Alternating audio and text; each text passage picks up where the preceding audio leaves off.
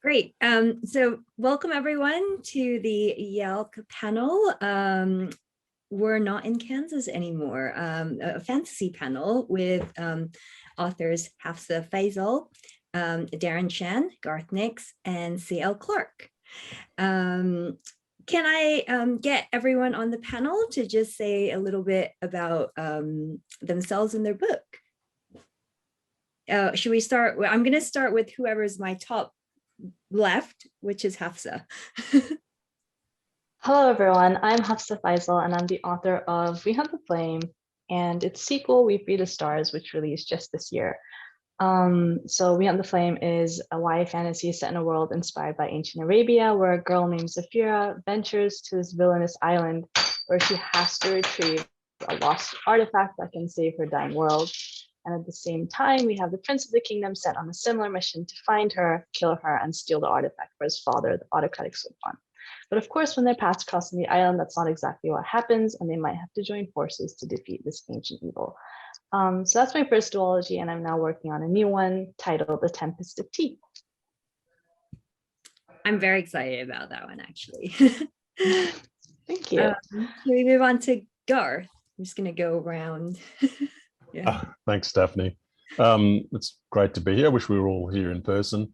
I've written lots of books, but my newest book coming out in November is Tertial and Eleanor, which is another book in my Old Kingdom series.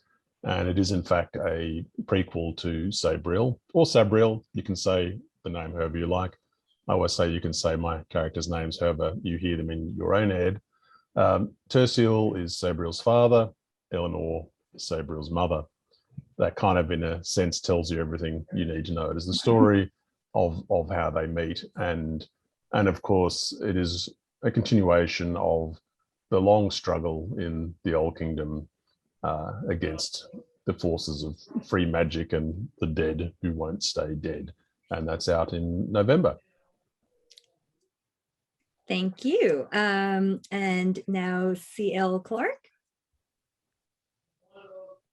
Hi everyone, I'm Sheree, or CL Clark, and I'm the author of The Unbroken, which is it's a novel about the conscript Terrain, who is on the cover. I don't have a copy of the book on me right now.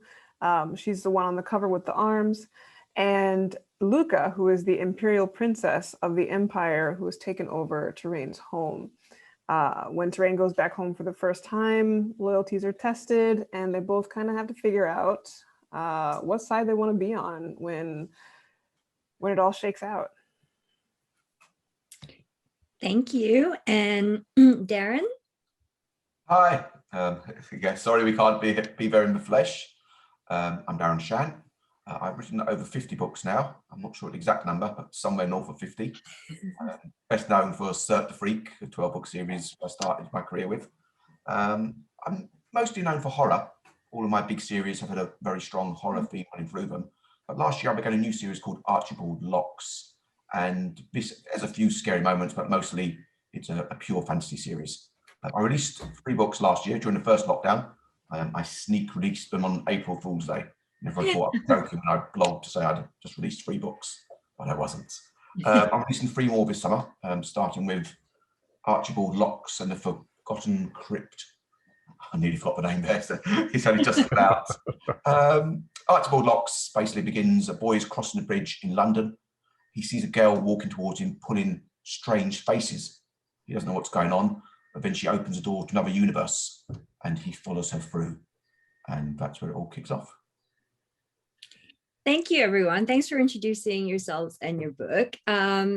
You know, we're all watching this panel because we love fantasy, and you obviously all write fantasy. So can you know, for all the aspiring, I guess, fantasy writers out there, how do you get the inspiration? Like, how do you get the inspiration for your fantasy book?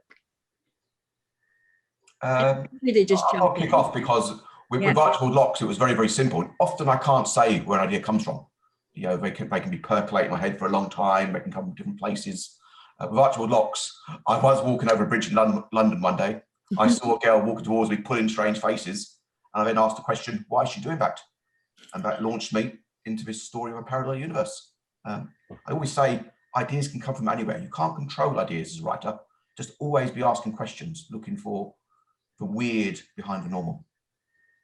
I like it. Very tangible inspiration from Darren there. Hafsah, how about you?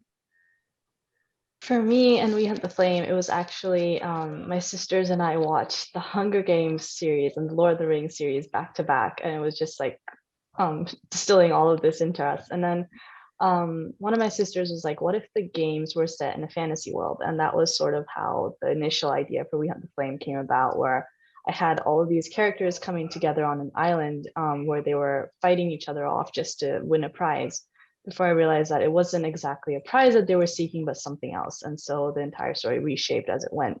And it was also my last attempt at publication. And so like my entire list of like stories that and ideas that I have like garnered over the years, I just ended up putting all of that into one story, because I was like, if I'm going to do this one last time, I might as well throw everything into the bucket. And so that's how the story came about. But like, as I've been on panels since the book came out, and I've like answered these kind of questions. I pay more attention to them now that I'm writing a new story, and it's like I can see where I've collected these ideas, and it's just been like over the years where you just see something random on the street, and then you somehow slot that into place for like a future story, and then it just ends up finding its way onto the page.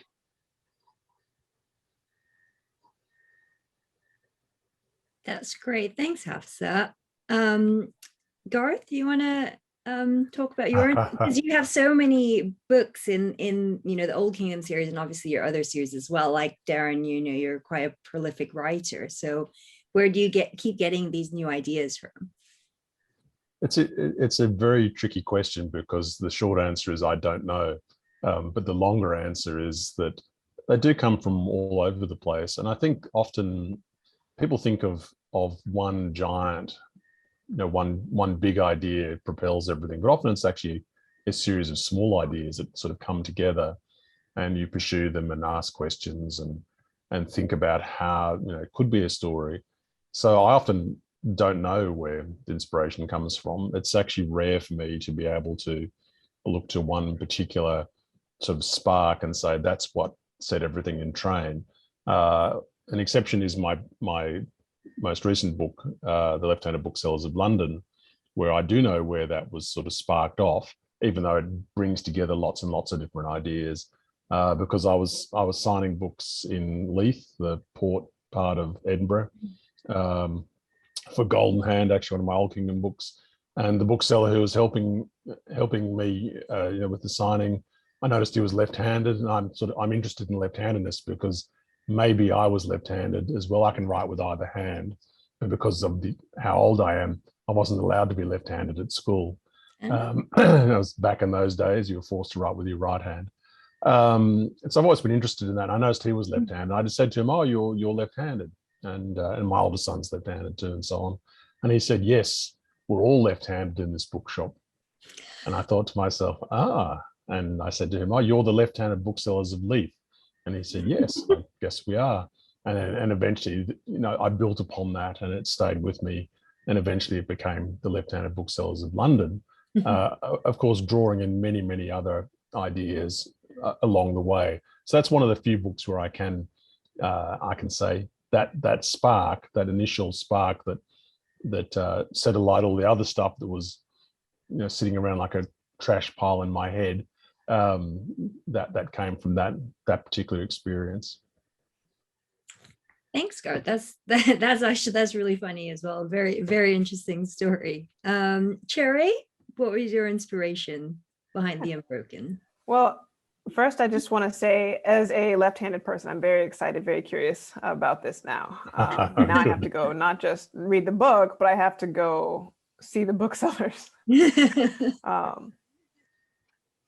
But The Unbroken came from partly because my subject area in university was English literature and French literature, and to do that, like to graduate, I also studied Francophone African literature, and that was when kind of like a lot of Americans, I had this obsession with Europe, and I was like, oh, England, oh, France, oh, Italy. Um, that was the class, that Francophone literature class was the one that was like, oh, France.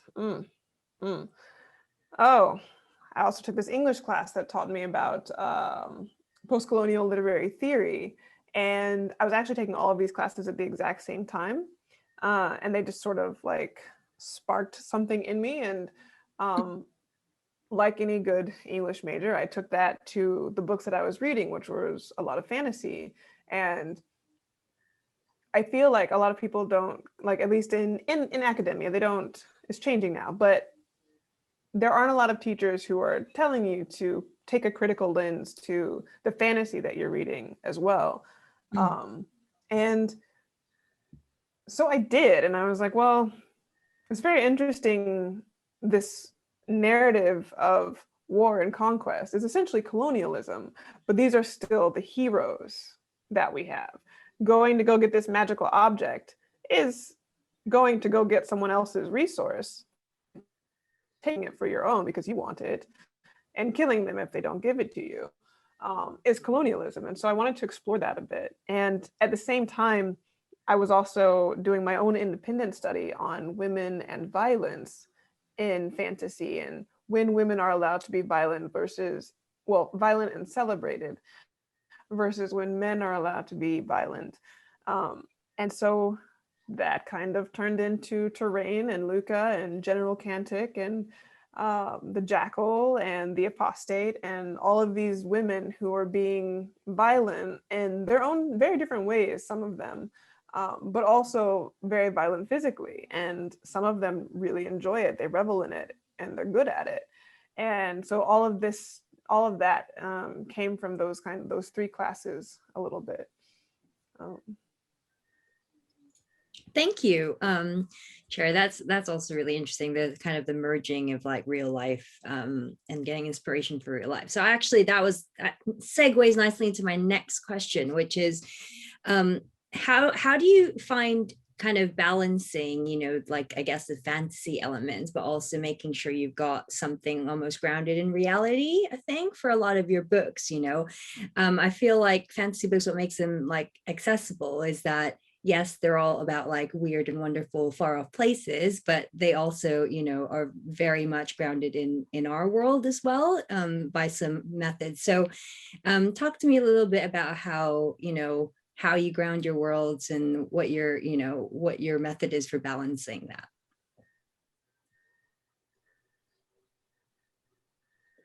I can jump in real quick because it's go ahead. fairly quick. Yeah. Oh, sorry. Go ahead.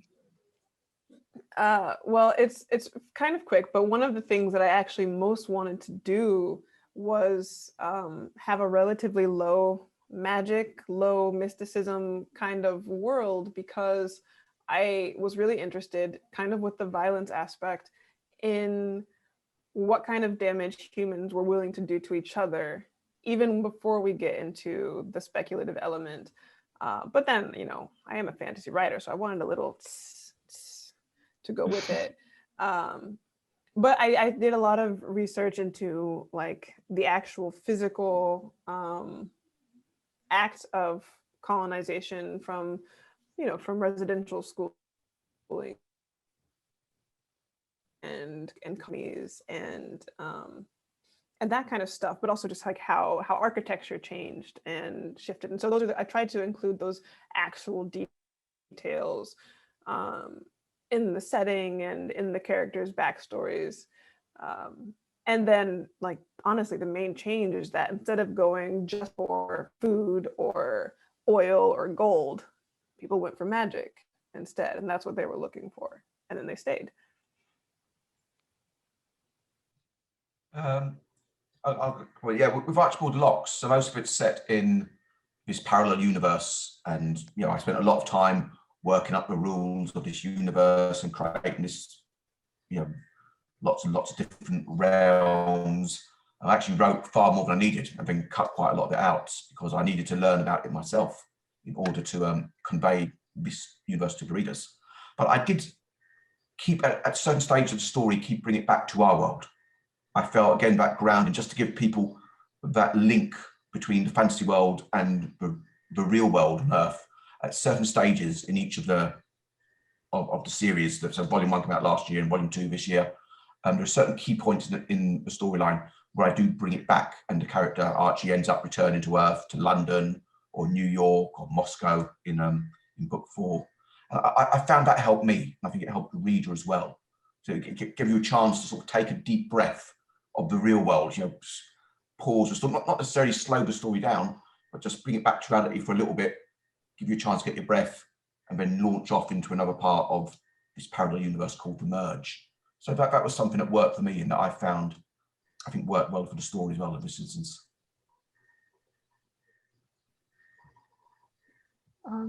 I guess I'll go next. Yeah.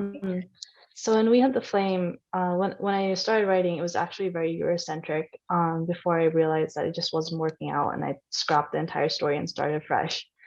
And when I was drawing the world's map, I realized that it resembled the Mediterranean region quite a bit. And I was like, this is kind of cool. Why don't I move it further south to Arabia?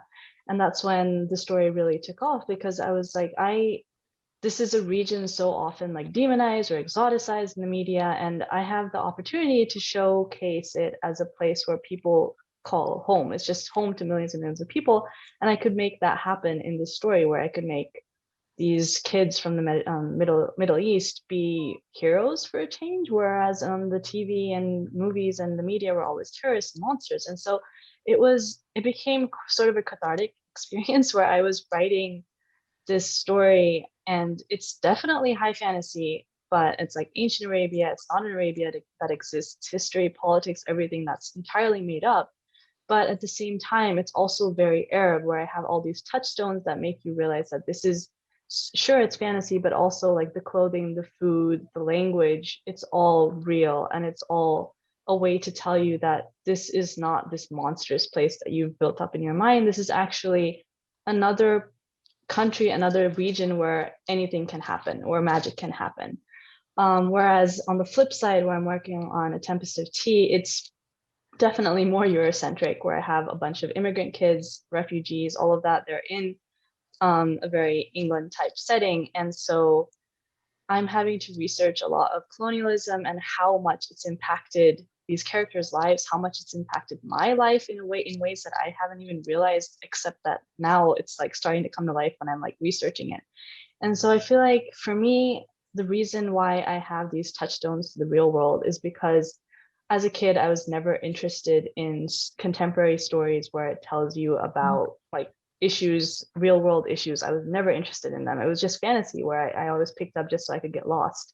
And so I know there's probably other kids like me out there who are going to pick up these stories and be like trying to get lost in them. But if I can somehow showcase real world problems in them without being like a history lesson, then I would have done something that cool.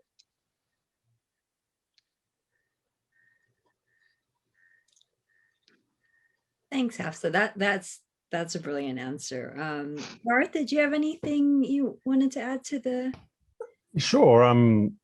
I think, I mean, that sense of reality, I think, is very important to fantasy, and the most successful fantasies are those that feel real, and certainly the ones that I love the most. And I always try to aim for that myself. And I think one of the ways to do that is you do need to build upon a bedrock of real things before you add in your other elements of the fantastical or mythological or whatever. And I think one of the ways that I do that, and one of the techniques that works, and it's kind of instinctive really, or was instinctive on my part initially, is just to use small details, the small details of ordinary life, and which can be things like what people eat and wear and use, but also the small details of how people respond to very ordinary things. So the characters in the book, it's not all just about the very sort of high level stuff that's going on. It's about the ordinary day-to-day things that you have to deal with, and frustrations and so on. And I think these small details, if you can get them right, they help create the illusion that this is a real thing that's happening, and the characters are real people, and a sort of adding on from this tapestry of small detail, I think, is that consequences are very important too, and sometimes in fantasy, the avoidance of consequence by the use of magic and so on is an important part of it, but it has to be, you have to be aware of why that's happening and not just deployed for the sake of making the story easier or anything like that. So I think the small details and consequences, some of the things that help make the stories feel real. And I always try and make it feel real to me. If the story feels real to me, then I think it will probably feel real, to the reader. In the same way that I want to make myself feel the emotions of the story too, because if the emotional reality works, if that transfer of emotion works, it will feel real. So I try and make myself feel, and I laugh and cry sometimes as I'm writing, and I think if I do that, it probably will transfer to the reader as well, and that's part of what makes the book work, makes a story work. Thank you, everyone, for your answers to that. On the real flip side, I wanted to obviously the really fun thing about writing fantasy is getting to make up stuff and getting to make up magic and objects and cool worlds. And I guess my question is a little bit like, what's the most fun thing that you got to make up for your world?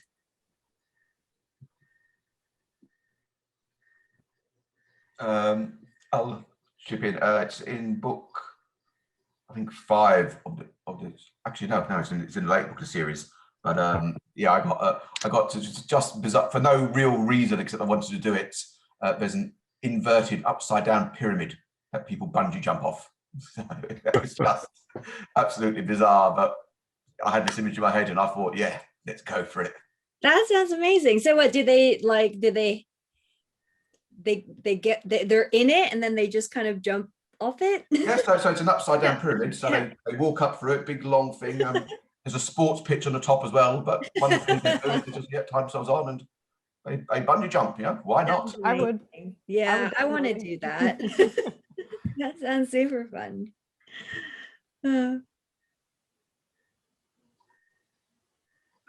Anyone else? More fun, cool things that you guys made up? I mean, I don't know if it's fun, but I had fun.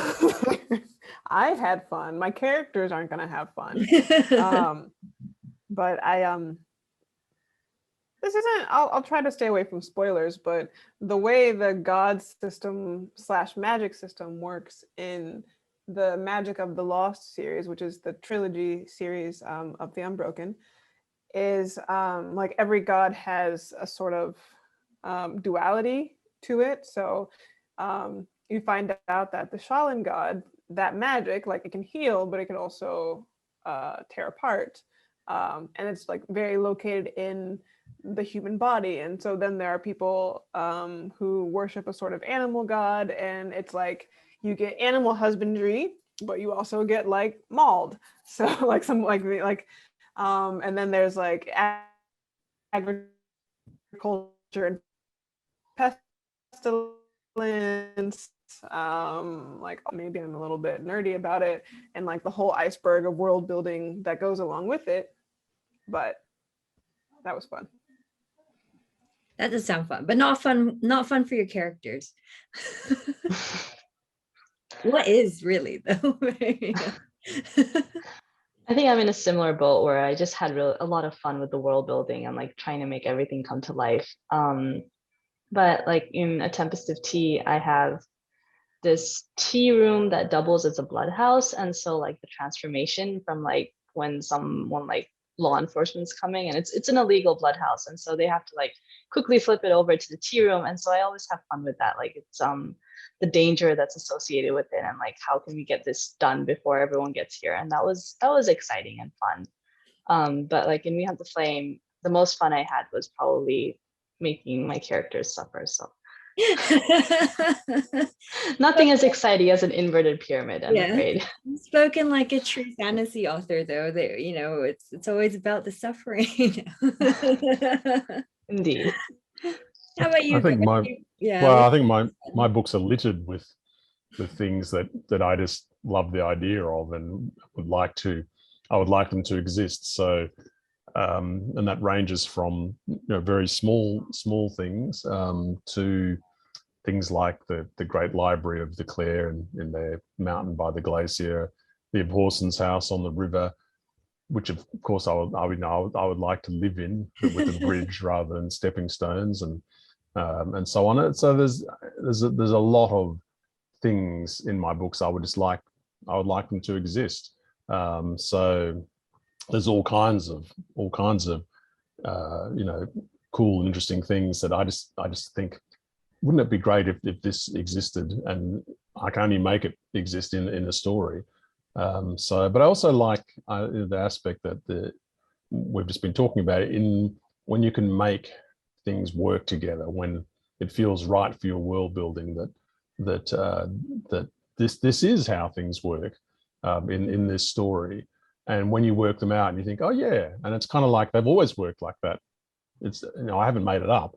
I've just managed to sort of discover it, that this is how they work. And I do like that aspect when all the particularly the sort of mythological or numinous or magical sort of underpinnings of the world all work out. They all come together, and when you have to work out some new aspect for the story, it seems to naturally come from the work that I've done before.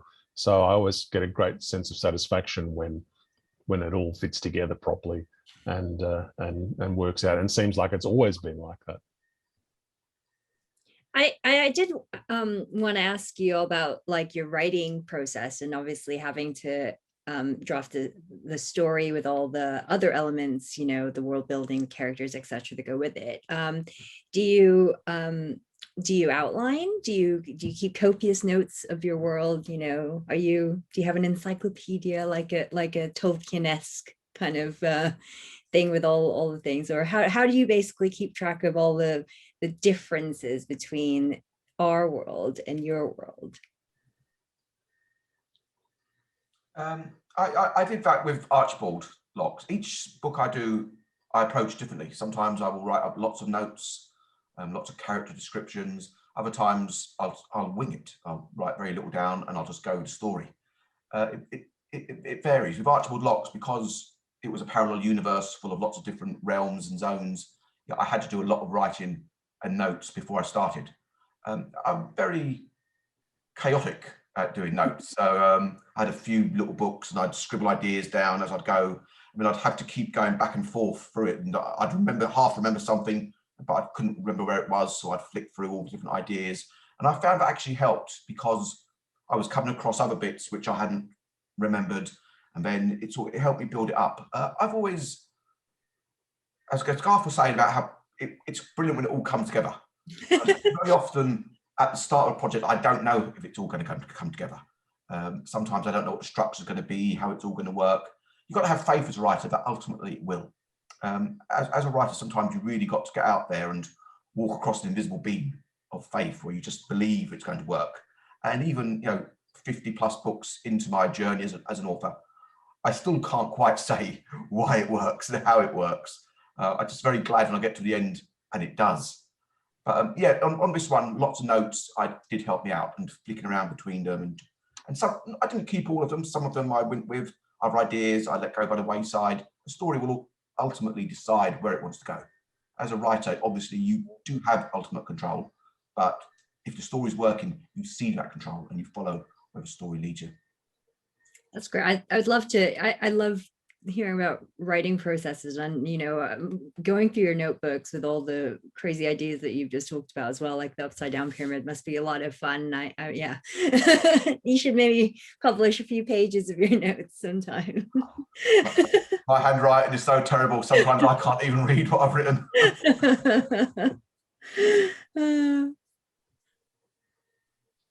Does anyone else have a specific process for keeping things keeping things in line?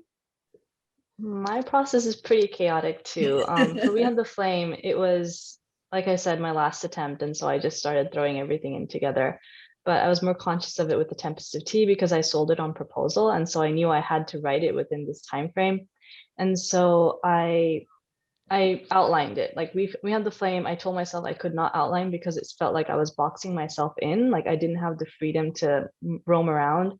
And I do, I mean, it's my own thing, but I still couldn't get past that. And so with Tempest of Tea, I decided I would like write a sort of rough outline so I'd still have room to explore, but at the same time I had something to follow.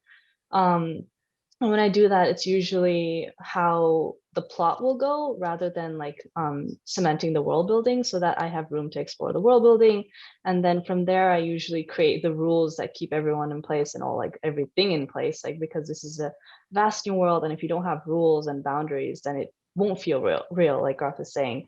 And so I have those usually come as I go through edits, and then once everything sort of comes together, then I just have a little bit of extra fun and add extra scenes that I'd been wanting to write for a while.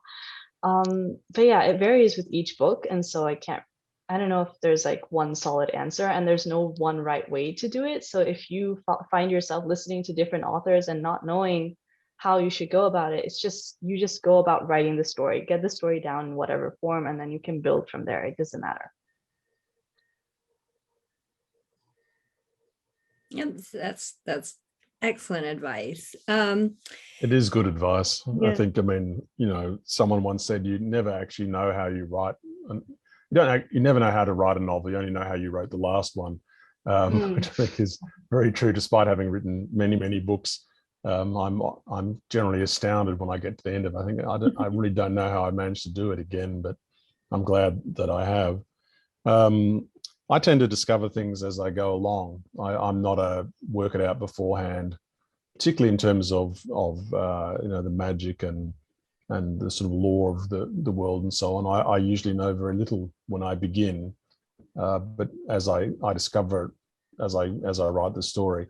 But I'm a sort of mixture of a plotter and a pantser, in that I don't work things out beforehand. I start writing. I normally write part of a novel, which may or may not end up even being in it. It might end up as the prologue or the first chapter, or it might just be kind of like a proof of concept for myself to sort of work out the tone and the feel of the book. Often it does end up being used somewhere. And after I've written that, I leave it for quite a long time. And then the next thing I normally do is write an outline, but then I don't follow the outline. So I write outlines which I don't follow, but I do find that useful. So even though I don't follow them, I find that the process of writing it is helpful in preparing myself to begin properly, I guess. So that's my peculiar mixture. But it is, you know, very important, I think, you know, as Hafsah said, that there's so many different ways to write novels, and it is fascinating how different writers have worked. I'm always really interested to see, you know, the often very strange methods that people have used, like, you know, P.G. Wodehouse, who'd write super detailed outlines, and then he'd order the chapters by difficulty, and then he'd write the most difficult one first and then work his way down. So like chapter 22 might be the most difficult. I don't know how he worked it out. He just decided this was the most difficult, and then he'd do that first. But his outlines were 30, 40,000 words. So he half the novel was in the outline. So it's just so fascinating. And people who begin at the end and then work backwards and all that sort of stuff. It's very, very, very interesting how all the variation. Yeah, I mean, I feel like I'm kind of oh, sorry, go ahead. No, go for it. I was just that kind of sounds me, the P.G. Wodehouse you said. Like I've heard of people essentially writing outlines that long, but I have to outline now, because I think like my very first draft of The Unbroken was I had some loose ideas of the plot. Like I knew this was going to be a rebellion plot. And so these are some things that generally happen in revolutions. So they should happen. And if I want to subvert them, I'll figure that out when I have to figure that out. But now that I'm on deadline and that I yeah, and that also that I had the experience of having to revise and rewrite many times the Unbroken, I am hoping that a more organized choice will help me get through easier, not necessarily faster, but hopefully also faster. And so far, it actually, I do think it's working for me, that at least having an outline for book 2 and eventually book 3, it's making the words come out more easily, even if the scenes aren't the right scenes yet, or the characters aren't the right characters in the right places. It makes it just a little bit easier to see. And I think part of that is definitely because I'm in the same world already. I'm not creating anything out of whole cloth, because I am, in my not deadline, I need to have some fun in my life time. I'm also having a just like completely self-indulgent, let me write this thing, and they're going to be some winged horses, and they're going to have winged horses, and so I'm just like putting a stash of notes in. It's in the same notebook as my Unbroken and Unbroken 2 notes, so that's going to be a problem later. But just kind of jotting down things that I want, that I like, and then I'll be washing dishes. And unfortunately, the ideas that come into my washing dishes brain are not for the Unbroken 2, but they're for this random other thing. And so I go and jot that down. And I think that's actually kind of how a lot of the Unbroken was born as well. And earlier, it's how a lot of the Unbroken 2 was done. And so I think actually I have a lot in common with Darren.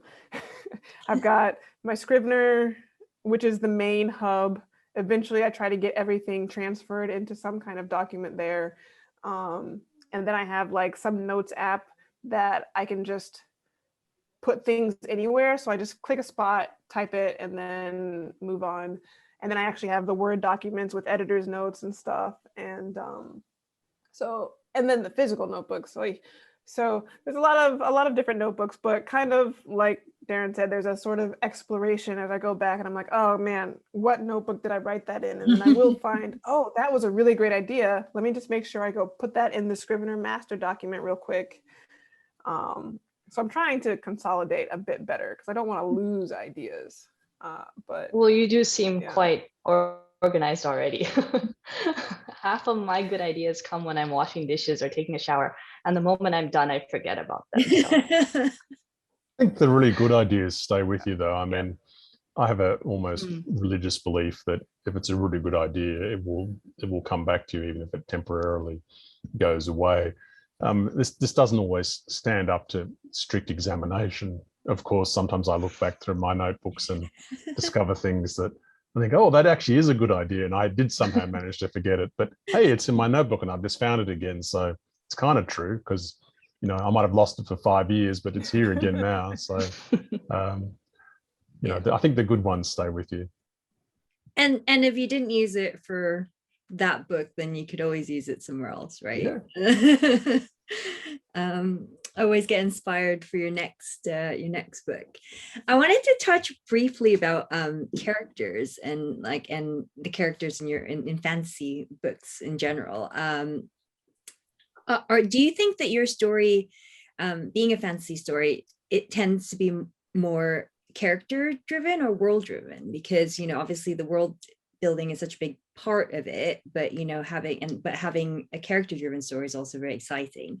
So how do you feel that your story kind of is on balance? For me, it's definitely character driven, because, well, the world building is there, but the world building is shaped by the characters, and the characters are shaped by the world building. And so when I'm writing my story, it's usually built by layers. And so, because if the characters aren't influenced by this world building, they can be placed in any other story and the story will happen the same way. And so it's always something that it's like, is it the government? Is it the laws? Is it the climate? What about the world building shapes the characters? And what about the characters shapes the world building? Because I want everything to fit cohesively together. And so it's, for me, it's definitely character driven, but at the same time, the world building plays a huge part of that because it shapes both ways. Yeah, the characters always have to be the most important thing in the story. No matter, you might spend much more time working on your world building, but if readers aren't interested and invested in the characters, it's going to be a waste. They're not going to be interested in the story. I never know much about my characters when I begin writing. That's the one element I never plot out. Even in some books, when I decide I need to get a lot of plot in place before I start writing, I'll work out the plot in great detail, but I never know much about the characters. The characters for me will always grow out of the storytelling process. And they become the most important thing. And luckily, they work in different ways, and some are good, some are bad. And I don't always know who's going to do what and who's going to be the hero, who's going to be the villain. But it's something that just comes out of the story. For me, every author's different. I know lots of authors, they begin with the characters, they make those the focus, and everything flows around that. But whichever way you do it, they do have to be the most important part in it, because readers are putting themselves into the shoes of these characters, and they've got to be characters. They might frustrate them, they might anger them, but they've got to be characters that will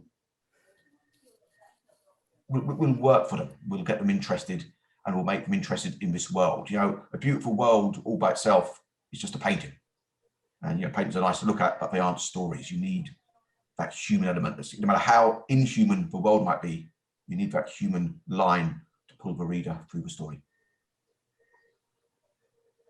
So did you not think, know very much about Archibald? Sorry, did you not know very much about Archibald then when you started writing? How did it build over time?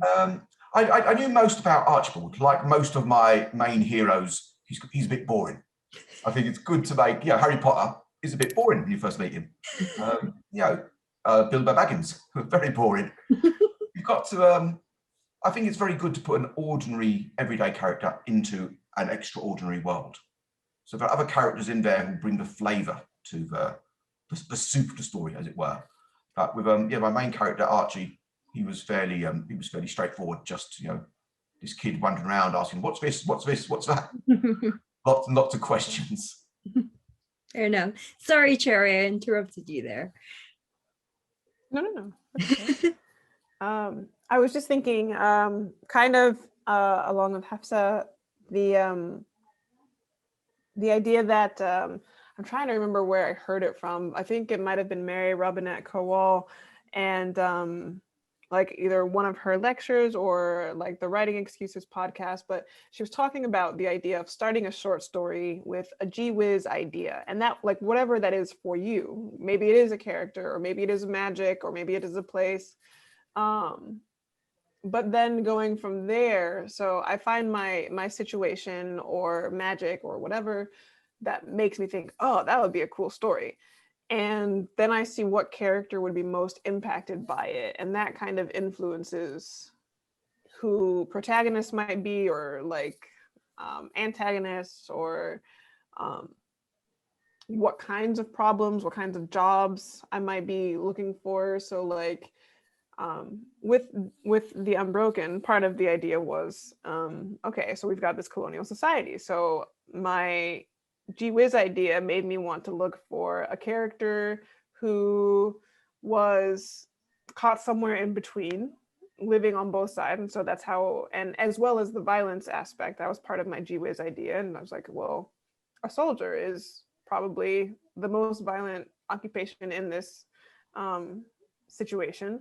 And then someone who was definitely pro the other side. I was like, well, let's have a princess, because obviously part of my gee whiz idea was like, let's see if there could be like what's going to happen in this romance. And I was like, well, it's going to be a mess. So there we go. And then the third character, who is still a character in the story, but no longer has a point of view like she did in the first draft, was somebody from the previous generation of the local population.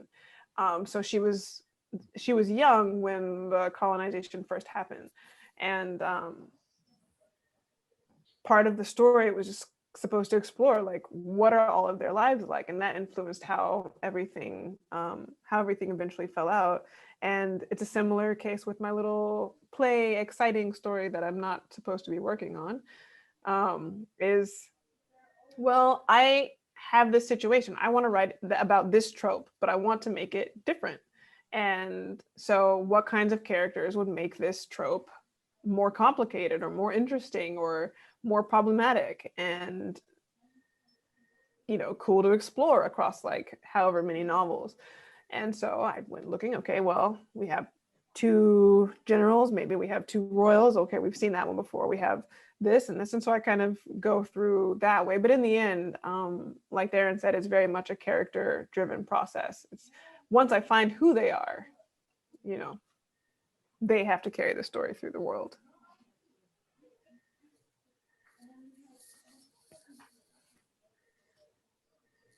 I think, I mean, that's absolutely true about having to carry the story through the world. You can't, that's how you experience the world. I mean, you could create the most fascinating world ever. You know, it's an astonishing, fantastical place, but if there's no one to experience it with, the story's not going to be very interesting. So I do think, you know, the balance is very important. So whether the novel ends up being, you know, is it more character driven or more sort of, you know, reliant on the world building, or is it just more story led, where the actual story is you know, the characters are just part of the propellant for the story. I think it varies from book to book, but, you know, getting the balance right, I think is part of the whole thing, and is instinctive. I think, you know, for me, an instinct that's been made by a lifetime of reading, because of course that's how you equip your story instinct. So I think they're also important to get right, and you know, it's hard to say, you know, whether they are more character driven or more you know, sort of reliant on world building and so on, because it probably varies within the book itself. I mean, it's for others to judge and write their papers on, I guess. Well, thank you all very much. I'm gonna end with like just a little quick fire. What was the book that got you into fantasy? What was the book that you read that made you love fantasy? The book that got me back into reading and got me into YA and fantasy was Graceling by Kristen Kishore. I picked it up when I was 17. Before that, I wasn't much of a reader. I got really tired and bored of reading, and so it changed my life. For me, The Hobbit was a big stepping stone. I read it when I was at school, 12 or 13 years of age, and yeah, that was a huge one for me.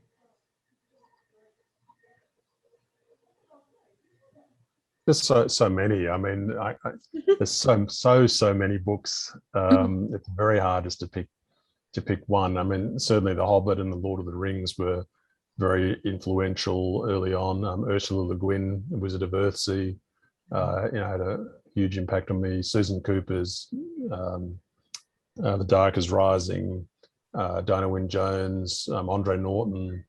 There's so many books. Many of which I reread. You know, I could never pick one because there's so many that had influence, and not just fantasy too. Also, many others. You know, historical writers, Rosemary Sutcliffe, Mary Renault. I mean, there's and at different times too. So the early, you know, very early reading, when I was, you know, very young, and I was reading precociously and not really understanding things, to, you know, books I read much later, in my teens and 20s, and of course even right now I read things that I find inspiring and change, you know, how I want to write sometimes too. Often because I read something, I think, oh, I wish I could write something as good as that. I wish I could write a paragraph like that. Maybe I never will, but I can try. I mean, I have to say, when I was a kid, I actually really loved the Sabriel books. So Oh, thank you. props. But I think that was actually one of the first like darker fantasy books I read. And then I was like, ooh, and but then I think the real gateway was it was a surprising accident, but it was the beginning of the end because some publisher took the Wheel of Time Eye of the World book and they cut it in two, illustrated it, and then put it in the like my middle school Scholastics book club magazine. And so I bought it, and then I was really upset after I finished because I was like, I can't find these books anywhere. I looked all through the kids section, and eventually my dad was just like, will you just go ask the bookstore person? They're like, yeah, no, we have them. They took my little hand and took me to the adult section, and they just kind of looked at my dad and like, all right, have fun. And so I was just like, well, here we go. And that was kind of when I saw the big wide world of fantasy books. And so that was, whew. And then somebody got me Lord of the Rings after they found out I was reading that, and then they got me The Hobbit, and just. Oh, well, thank you everyone for sharing so much about your books and your process. And thank you everyone for watching our YA fantasy panel at Yelp today. Hopefully we can all be back in person next year, but I hope you guys have enjoyed all of the digital programming this year. Thanks everyone. Thanks, Daphne. Thanks, everyone. Thanks so much for having me.